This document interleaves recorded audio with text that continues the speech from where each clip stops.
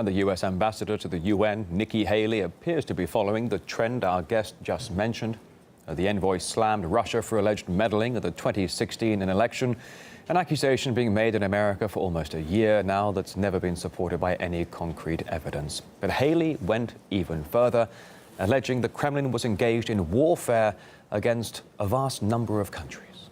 When a country can come interfere in another country's elections, that is warfare.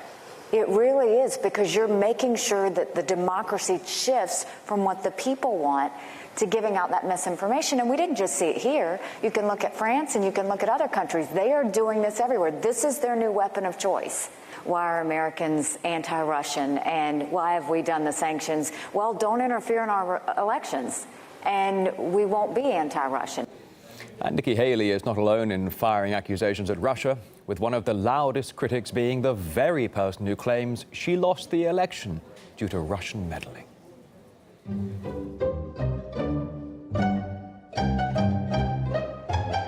In Germany, members of parliament have been hacked by Russians.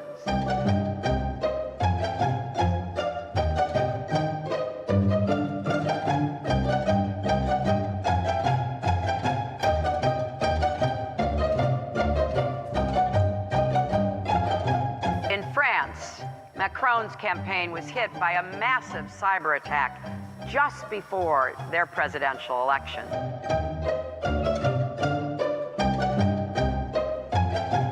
Do you have any evidence that Russian hackers are hacking your emails? No. It's not possible to say. It's obviously a state, it's obviously a criminal group. It really can be anyone. In the attack itself, the simplicity of the technical part can make us think it's just a simple person who created it, and so this person can be in any country with any kind of motivation.